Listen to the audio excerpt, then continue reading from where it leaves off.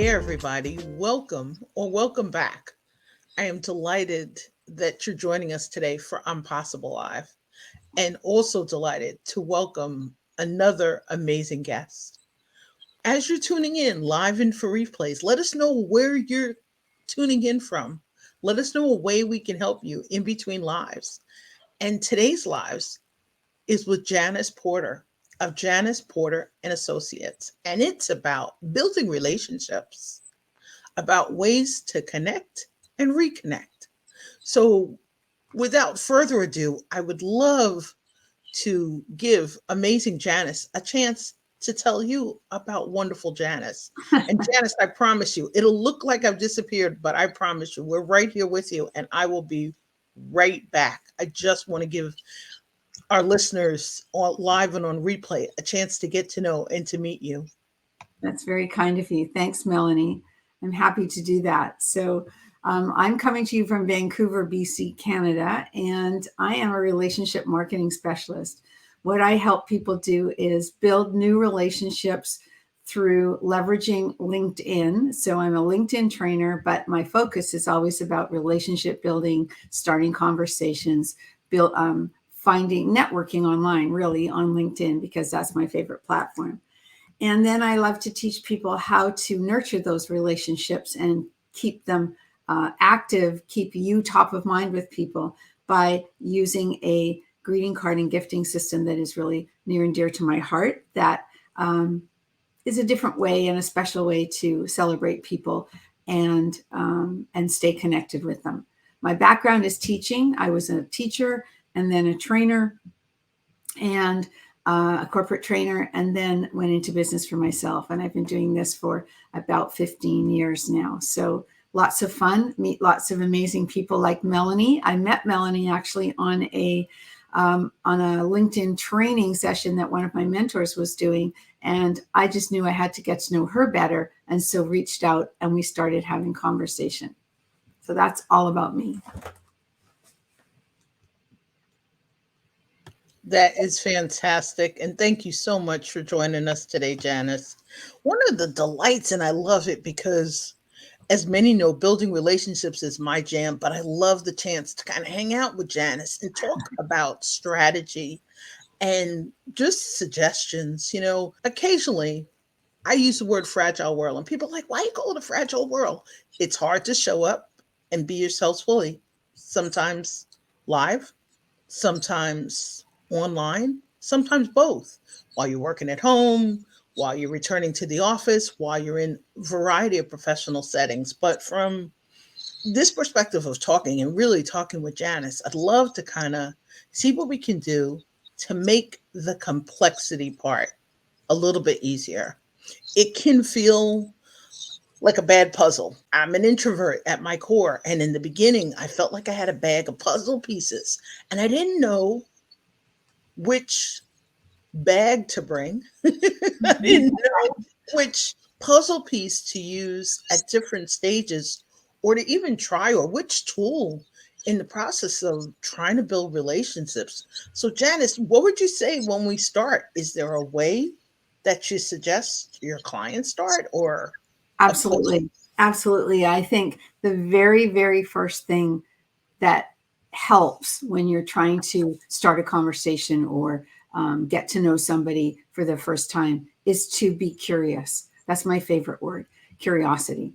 And when you find yourself being curious about the other person, it takes the pressure off you because you forget about you. You're more interested in them. And of course, what's everybody's favorite subject? Talking about themselves, right? So as soon as you are asking them questions to allow them to open up and talk about themselves, they love that.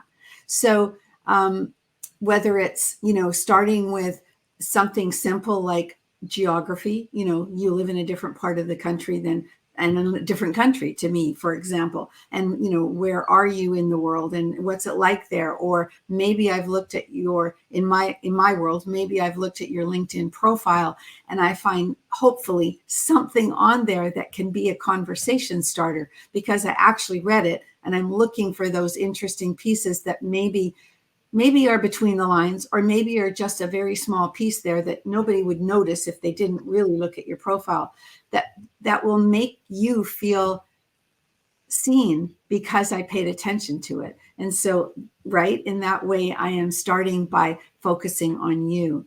And there was a second piece, and I got so into that one, I forgot it. So I'll come back to it. I just find that I love to ask questions of people and get them talking. And as I do, that brings things forward and more things to find a common ground from which to build rapport. I absolutely love that. And thanks, Lachelle Atkins, America's Supermom. Oh, Woo! Lachelle. I love Lachelle too. And she's saying Happy New Year. And it's been a while. Lachelle, you're a little bit busy with 10 children still at home. When you have a chance, Janice and I are both here in between your shows, your Elephant Strategy Club, your She's Real amazing. Holiday. Lachelle was a guest on my podcast quite a long time ago, actually. And I met Lachelle through networking online as well. So we're in good she's in good company with you for sure. I love it. I'm delighted also to welcome Denise Hinden, who's joining us today. And Denise, an absolutely amazing woman and fabulous coach who really reminds us about what you just said about kind of staying curious. Oh, well, we don't know you, so I'll have to look into that and make sure we connect. Thank you. Yep, I love that. And the curious part and curiosity always reminds me of Jeffrey Davis of Tracking Wonder. He's a Hudson Valley author who has some amazing training and consulting programs. So just about the process of staying curious and kind of tapping into our young genius, and Tracking Wonder is kind of his gem. And Erica, hey, welcome. How are you? And congrats as you're settling in into, new digs. Let's also love to catch up. I love what you said about the connect part about staying curious. I think the part that was hardest for me as an introvert, and it's funny, I had acting training way back when, but I wasn't. That's good. That a lot of actors are introverts. But I didn't have the pitch training, and I still am missing that part. I maybe will show up, for a conversation, and maybe there's some bullet points, maybe there's some questions, as you're saying, from looking at someone's LinkedIn profile, something that makes you curious, and Denise is saying too about yes to being curious and focusing in on the other person. I think the hard part sometimes is when people focus in on us, we're not practiced all the time in our responses. I remember going to a networking event years ago, and I had not practiced the pitch. Mm-hmm. And I spoke in front of a group of people, and I remember it being nerve-wracking because it was my second of 3 networking events on the same day. Oh, wow. And it was challenging with drives in between and trying to get some work done before, we're as well prepared as we are today to do business mobily, or remotely.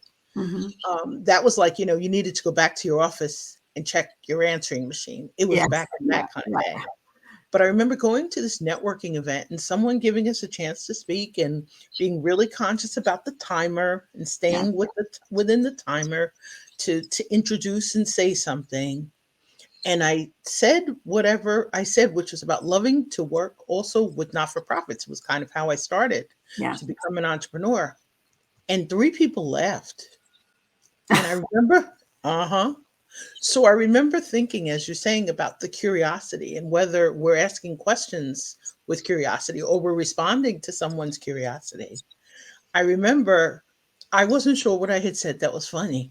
And I was really proud of myself for taking a big sip out of the water glass and going over and saying, I thought it was great that they found a joke, and I didn't know whether it was something I said or what I didn't say. And a woman said, hi, Jessica, welcome. Thanks for joining us. And somebody said, oh, everybody says that about working with not-for-profits.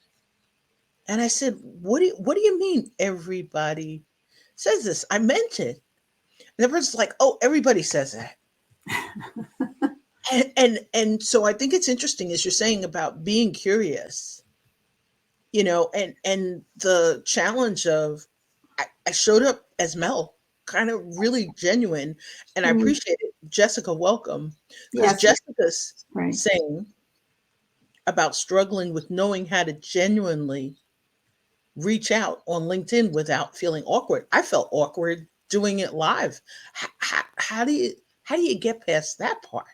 Well, if I could just comment on the thing you just shared, and about um, doing your infomercial, so to speak, and then we'll get to Jessica's part of the thing, is that so often what we do when we're networking, and whether we were doing it in person or doing it online, is we spill everything out and tell them everything.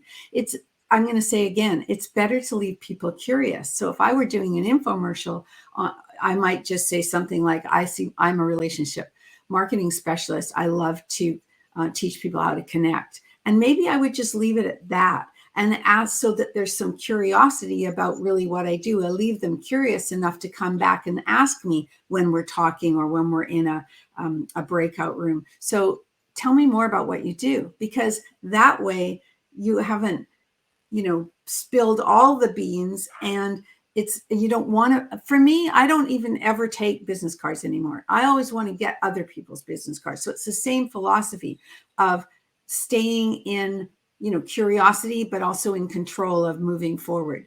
And to answer Jessica's question, how to genuinely reach out on LinkedIn without feeling awkward, I think that's a great question. And I think it's, first of all, do your search parameter. If you're talking about, you're doing the outreach and now you want to talk to that person, make sure that you have done an advanced search that shows for the people that you really want to talk to, that are your ideal customers or your ideal referral partners. And when you go into that first conversation with them, you just reach out and say, I'm looking to expand my business in your area, or I'm looking to add more of that, more lawyers or more accountants into my database. I would love to connect with you. That's all I would say at the beginning. Once they accept that connection request, then I would be able to say in my first real message to them, thanks for accepting my connection request. I really appreciate it. I was noticing on your profile, blah, blah, blah. Or, I might say something like, I use an icebreaker question quite often to break that awkward cycle, and say something like, I did read your profile, but I'm curious, what could you tell me that's not on your profile about you? Here's something that I had happen to me, blah, blah, blah, and then see if they can share something with you that's not even a business related, because people find that more comfortable. So that's just another way to break the ice, so to speak. I love what you're saying about breaking the ice. And just like when we met, we met in Bryn Tillman of Social Sales Link, inside of her wonderful group coaching and amazing community. And I love it because Bryn, they call her the LinkedIn whisperer, and you're reminding us to kind of really tread lightly sometimes. And I remember in my introduction, I said very quickly what I did. I tried to really breathe and, you know, maintain eye contact while I was doing it. Yeah. And I think I mentioned the not-for-profits because we lived in a county where there were 600 not-for-profits. Wow. Wow. I knew there were a lot of people around who might be volunteers, who might be board members, who might be, members of a local not-for-profit. And I really wanted to meet them. They weren't necessarily at the top of my list, but it was Right. the only profession that I mentioned in an introduction, Mhm. and I was really hoping, I think, in the process of introducing, of trying to connect, of kind of, hey, please introduce me to everybody you know in a not-for-profit. Mm. And you're right, it kind of it comes out differently. Yes. And Jessica said amazing notes. Thank you so much for that.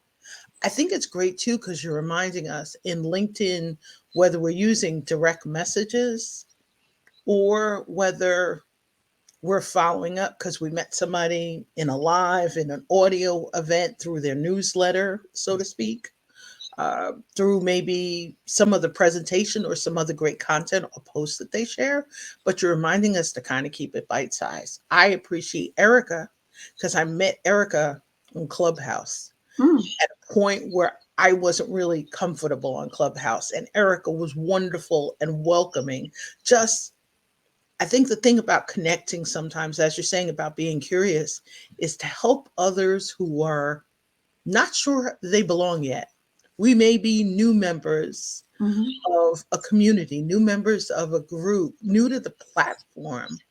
And one of the things I loved about Erica was I met her on another platform, and Erica's like, "Oh, you're on LinkedIn." And we kind of reconnected on LinkedIn and started like sharing some of those conversations of voices and some of those tips.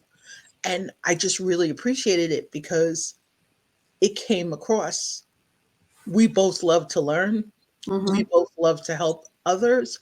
And it really helped us kind of build kind of a synergy. We haven't had a chance yet to collaborate on one of Erica's on a fantastic project yet, but we had a chance to really just find a little bit of alignment or synergy. And I think that's the part that's so hard when you're connecting. You're not sure how to nurture the conversation, the relationship. Like, what Well, next step again, do I take, whether it's live or in a direct message? it doesn't have to be hard though, Melanie. I think you know right away if something clicks with somebody and you are wanting to know more about them or about what they do, or you see on their website that you love what they stand for, or what the work that they do. And maybe you go into that initial conversation with them thinking about, there must be a way for us to collaborate somehow because I love your vibe, and and they're feeling the same thing. So you have to just take it step by step. It's funny, I had a conversation with a woman the other day. It was our second or third conversation, and we had met on LinkedIn, and that actual thing happened. We felt that there was some synergy. We knew a lot of people, even though she was in one part of the world, I was in the other. And so we decided we would keep the conversation going so we could see what was happening. And we booked a second call, and we came to that second call, and we both said, I don't know what we were going to do on this call today. We both weren't sure. And so we decided that there was need for us to go away and come back and find a way to collaborate. But it was just so funny because I talked to so many people that sometimes, you're not sure what that next step is. And that's okay. Just be authentic, right? I see Denise is saying, it's great to meet me today. Thank you. Thank you so much. And she's agreeing with us, Melanie, about being curious and focusing on the other person. I love that. May I take it to the next step and just give you one more little thing about that? Please. Okay. So, you start that conversation, and maybe you have a couple of messages back and forth on LinkedIn or whichever platform you're talking to people on. LinkedIn is where I hang out, so that's where I focus my attention. But my goal is if I feel there's a need to move forward, maybe I think there's some possibility of doing some work with this person, I want to take it off LinkedIn, and I want to then move to a Zoom call or a phone call, whatever they're comfortable with. But before I do that, usually I have built enough rapport that I will ask them for their mailing address. And that's crucial for me, because how I keep in touch and nurture those relationships, as well as booking the next call with them, hopefully on another platform like LinkedIn or like Zoom, I want to send them a card. And I send them a card to try to solidify a little bit more that beginning relationship. And what I find that does, and I mean a real card in the mail, that's why I asked for their mailing address. And I find that when I do that, it takes people from their head to their heart very quickly when they get a tangible touch. And it's different than the emails and the Zoom calls and the messages.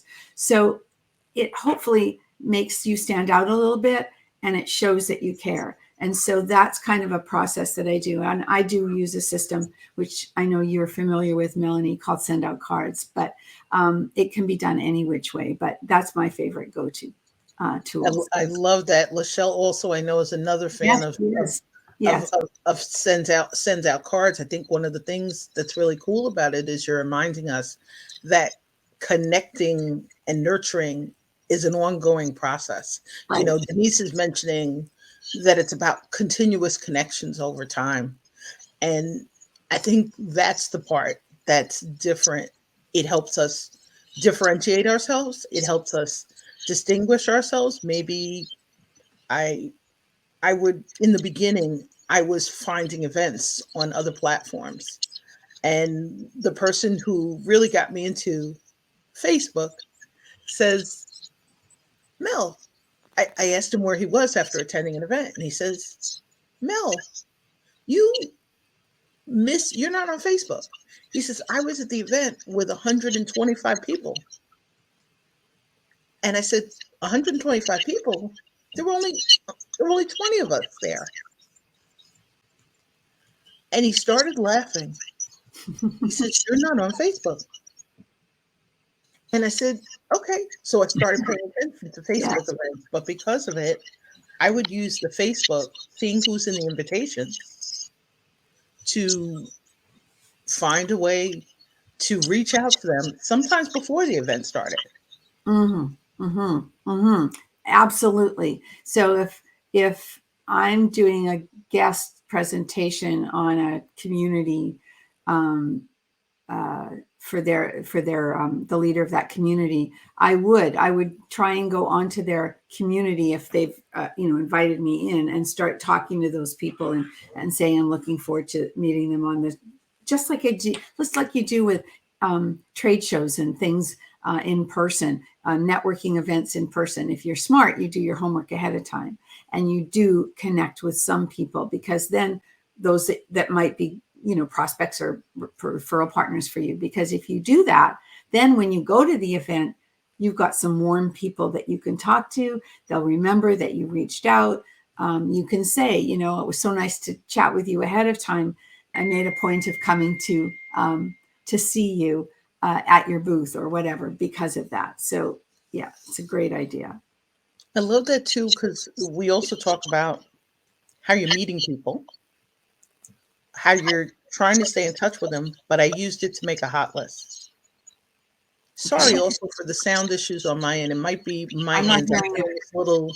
I feel like I'm hearing a little squeak on my end. Hopefully it's not on your end, and that would be fabulous. I'm really close to West Point, and every day the sound or the internet changes. We're good. We're good.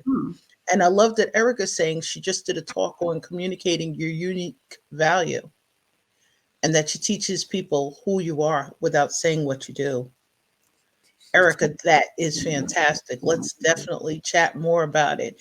And Denise is agreeing too. Erica, she wants to learn more about how to do this. So Erica, let's find a time to share some of these gems, and collaborate on a project. I'd love to invite you to the Impossible Live. That sounds fantastic. Erica, did you do the talk as a live presentation, or did you do it virtually? For those of us who are curious, as Janice is saying, you definitely lead in with curiosity. That is, you truly have our attention. I think what Janice is saying too is also the movement part of connecting and nurturing, that it may involve you meet in one situation or one place, and you're moving someplace else. It can feel like a slow dance or a jazz, or we would laugh for those of us who aren't big dancers. You could feel like a wallflower, or like you're tapping your toe, at the speed of which it's progressing. It was Denise that said, I think a little bit earlier, about her LinkedIn coach talking about what did she say? Staying connected, or different She's helping continuous connections over time.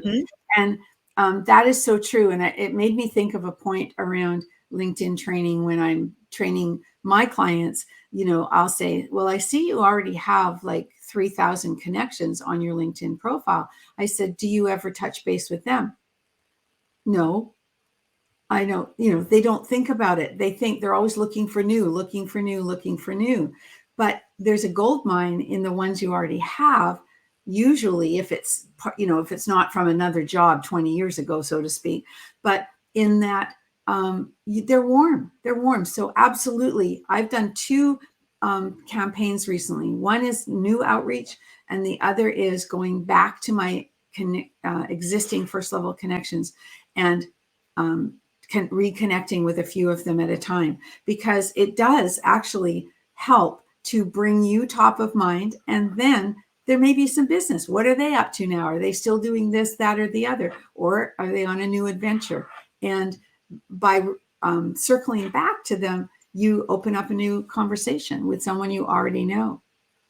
I love that. And thanks for mentioning 3K. You're reminding me to toast. We're grateful to celebrate 3,000 connections this week. And I've been on LinkedIn for like 15 plus years, Fantastic. So thank you to everybody who's out there for bringing amazing energy. And really, I think I'm really grateful through, Bryn's training through Social Sales Link to just really appreciate building the relationships and the lasting ones, that there are some people who I'm still connected with who I first connected with in like 2006 or 2007, and that part of trying to, the nurturing part, whether we do it in person, whether we're doing it online. And I love what Janice is saying, because part of it sometimes is you're connecting, you're trying to nurture, and then you're trying to figure out where your outreach kind of fits into it, what your outreach strategy is. But Janice is reminding us, follow up with recognition, whether it's a card. I used to send personalized notes and send the newsletters. I did it until 1 week. I mailed out 50 newsletters with handwritten notes, and 40 people called me back the next week. I learned to slow it down a bit. Oh, that's fantastic, though. I mean, the thing is that, people, I'll give you an example of, for that question. How do you create and nurture lasting relationships? You create them by being authentic and by being interested in people and by being kind of narrow, you got to narrow your focus to who you're actually looking for, but then be authentic in that realm. But then nurturing them comes over time. So here's a little example of how you can nurture a relationship. So people love to get birthday cards. Do they get very many in the mail nowadays? Probably not. Do you get a lot of birthday cards in the mail, Melanie? I'm honored to, I'm the card girl. Way back when we had a relative, even with a Hallmark franchise, I am very grateful for generations of Cards. caring relatives and friends. And instead of sending holiday cards, I sent like a holiday letter. And I would laugh because, I'm really grateful to still maybe get 10 to 15 birthday cards. You're the exception, I will say. So that is very fortunate, and it makes you feel good, right? It makes you feel good. Well, it does, but I think it also reminds me, in the old days, we would treasure our cards, for like the holidays, we'd put our holiday cards out as part of a display. It's, people, and I appreciate that. I think people see that you value them. They see that it's important to you, and it's wonderful that they're thoughtful. Okay, so now you've made me think of something else, but let me finish this thought. So people do actually like to get birthday cards, and most people, you are the exception. Most, except for people who are my send out cards family, they all send cards to each other. So we all get lots of cards, but the general public does not. So what about this? What if you could send a birthday card? And by the way, you can quite often see someone's birthday either on LinkedIn or on Facebook. They have their birthdays up there. And I have a whole birthday campaign for my Facebook friends that stirs conversation and brings people to the forefront, brings me to the forefront for them. So send a birthday card, but why not also set up a campaign, which you can do in the send out cards platform to send a half birthday card as well. So on your Mm. birthday, you get a card, and 6 months later, you get to celebrate for your half birthday. That way, you're touching that person twice in 1 year, not just once. And it's totally unexpected. So that's a nurturing thing, right? Totally. And the other thing you said about the holiday cards. So holiday cards have now become less popular, and so we don't get as many of them, but I still love to see them and celebrate them and do that. However, don't think that's the only time you should send a card. Or if you don't send holiday cards, send a card at a different celebration, a different event, different holiday, whether it's a kooky holiday, a fun holiday, or a real holiday. It's different. So for example, Valentine's Day is coming up. Why not send cards to your clients that say, I love my clients, I appreciate my clients, I care about my customers? Because again, that card will stand out because they won't get that many at that time, if any. So those are the kinds of things that you can do with cards to nurture relationships. You can also pick up the phone every once in a while. If they answer or don't answer, it doesn't matter. You can leave a message, but you have reached out to touch someone. Oh, that sounds like an advertising phrase from the past. Reach out and touch someone. Absolutely. Yeah. It also reminds me of great music, so I appreciate that. You know, Mm-hmm. Diana Ross, reach out and touch somebody's hand, but I'm loving this Lachelle's saying about reaching out is how she does it. I don't have my birthday on my LinkedIn profile. And probably I think that might have been from a birthday that I wasn't ready to celebrate. It wasn't necessarily a milestone birthday. And a bunch of people reached out and I was like, I'm really good. You know, I'm really good. But I think what I do love when you mention about cards is you reminded me of Kellen Fisher. And I appreciate it because I was talking with Janice about her cards last week. And Kellen of Cards That Wow. Kellen is the first person, granted, she creates beautiful signature cards to help us brand ourselves. She sent a Groundhog's Day card Same thing. last year. Same idea, right? It Yeah. was it was just fantastic. It was something just out of the blue, you know, something to just, you know, break it up. But I love it from the perspective of and Jessica's got another good one about sending a card for the anniversary of first working with someone. That's Mm-hmm. fabulous. As Mm-hmm. part of like a client appreciation Mm-hmm. There's initiative, that's or when oodles of ideas around that. If anybody's interested in knowing more about how that works, I'm happy to give them a chance to send a free card on me. And all they have to do is contact me and say, I'd love to send a free card, and I'll show them the system.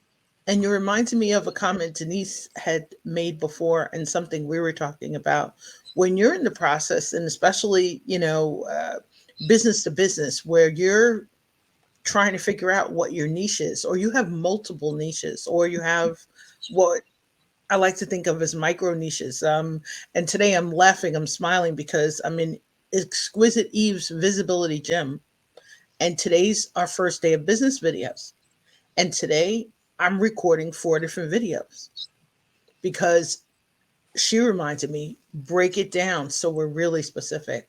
When you've got mini niches, I love what you're saying because you kind of can have different campaigns, Mm-hmm. ways to stay in touch Mm-hmm. and to break it down so it's small steps so you're not overwhelmed by it. Part of it can be automated, part of it can be do send out cards. I have tons of real cards here. Hallmark probably still loves me. I'm laughing. But years ago, I thought I was going to create a card line. So I think you reminded me, get back into my send out cards account and be really creative. But I think the thing that I'm loving is we're really talking about a bunch of ways to connect, nurture, reach out. And we really don't know where somebody's at. We don't know what their mood's like and whether I thanked someone today who had called me a couple of weeks ago, and I didn't have a chance at the time to spend some time talking with her. I adore her, good friend, neighbor, and I called her back today. She called me a couple of weeks ago, and it was a season of family health challenges. And I just said, I adore you. I really appreciated your call. Your call reminded me you're an angel on earth and there was somebody, just sending really good vibes. I think just like we're saying, whether you're reaching out in writing or you're reaching out in person or you're just picking up the phone. But I love what you were saying before about LinkedIn, because even if it's reaching out to send an audio message, I've been trying to get a little better about them, especially on LinkedIn. Keep them short because we never know where anybody's at. We don't know what time zone, we don't know what's on their plate, but to just use it in a way to keep it kind of bite sized. Well, here's another thought around it. So, when you said about you don't know where people are at. So one of the things, and Lachelle will know this because she will have heard this before. One of the things that we talk about in Send Out Cards, and the company is now actually has an umbrella name called promptings.com, powered by Send Out Cards. The best type of cards to send are what we call heartfelt prompting cards. And a heartfelt prompting card is, this person came into my head. Oh, I just had a thought about so-and-so. Oh, I wonder if they're doing okay right now. I should send them a card. Now I can go to my computer, my laptop, my iPhone app, and send a card just like that. Now, what's important about that is that there's no expectation. You just had a prompting.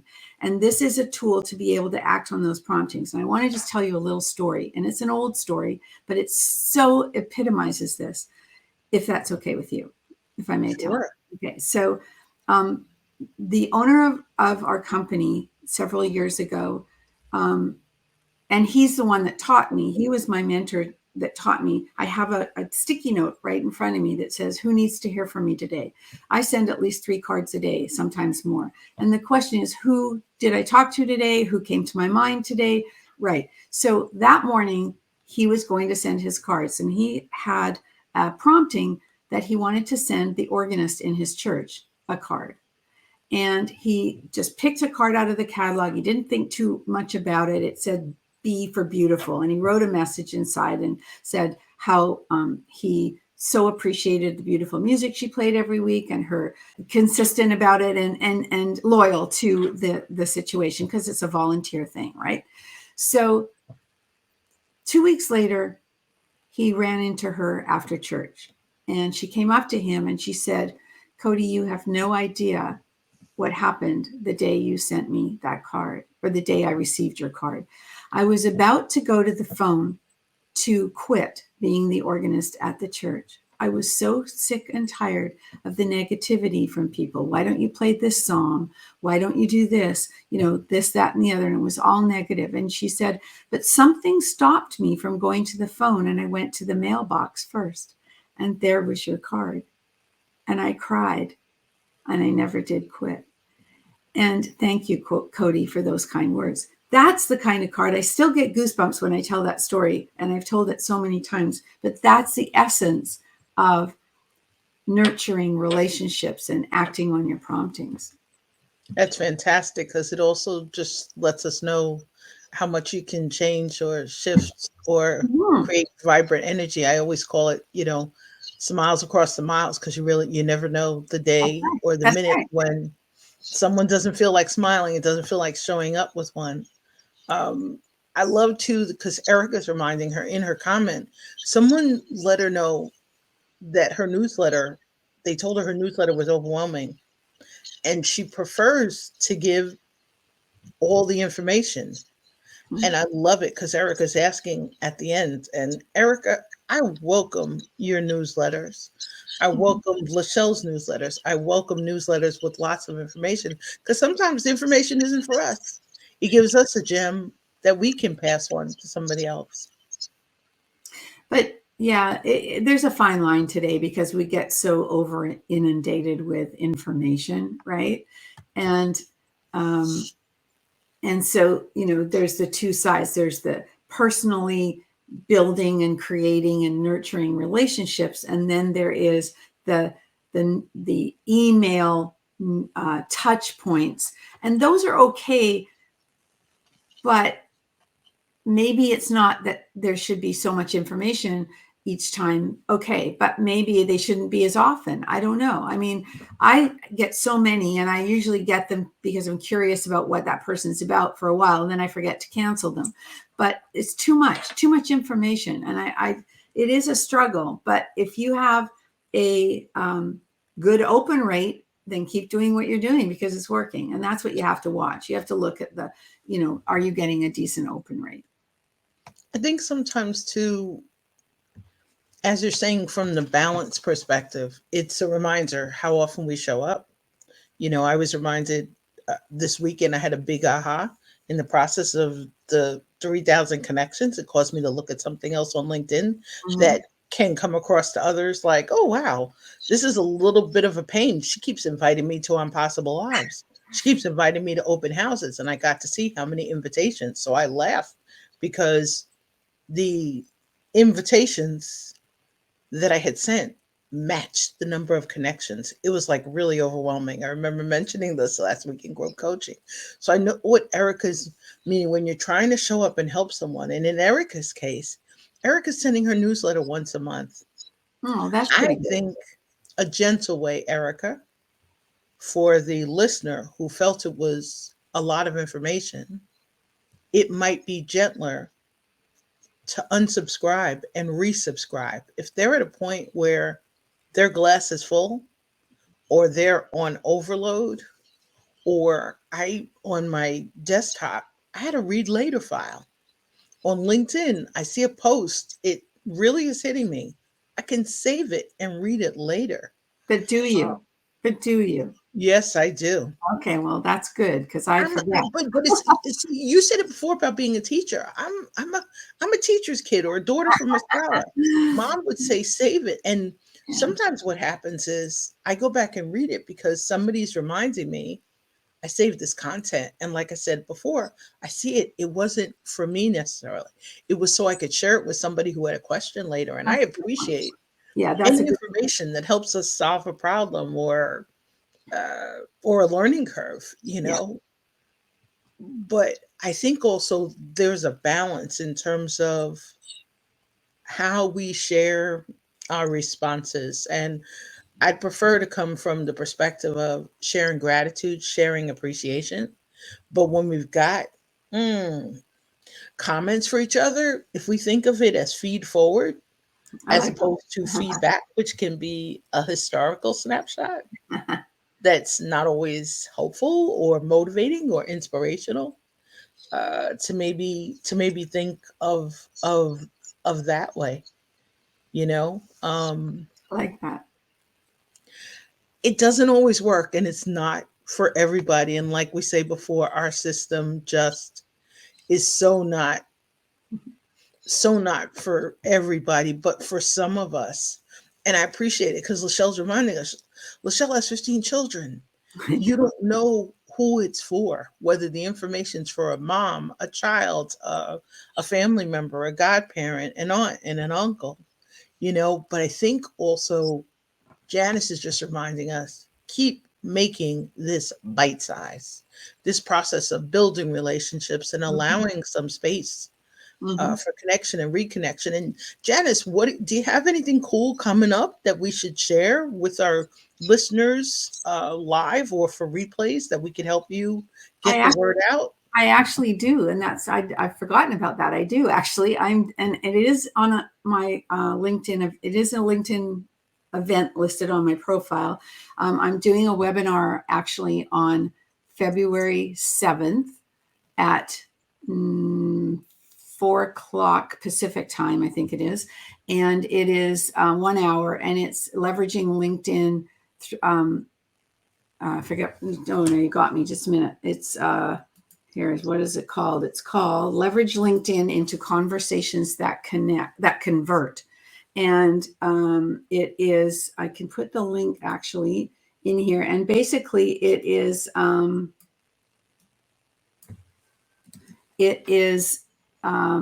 intro to a new group program that I'm doing, a 6-week LinkedIn group program that I'm going to be teaching towards the end of February. But it's really for people to see who I am and how I come across, how I teach, because everybody's different. And so if you like my style, and I like to engage with people, and I like people to be involved. So this is just an hour-long presentation. It's free. There's a link there to sign up if you'd like to join me and hear more about what I do. So thank you. That sounds fantastic, and a great chance to connect more with Janice as she helps us dive into building relationships and connecting and reconnecting. I really appreciate you, and I'm so grateful. I want to thank you for joining us on Impossible Live, and thanks for helping us just dive in a little deeper, because it can feel like that bag with puzzle pieces, or kind of unmanageable. We might not necessarily have a process or a system or some way that we just feel a little bit more comfortable, to approach building relationships, whether we're doing it in person, whether we're doing it online, whether it's hybrid, whether it's a mix of both. So thank you so much, Janice, for joining us. And My pleasure.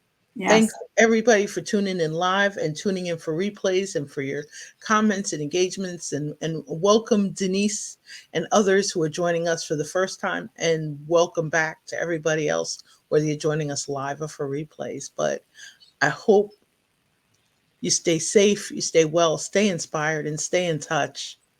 And have a magnificent day. Take great care. Be well. Thanks, Janice.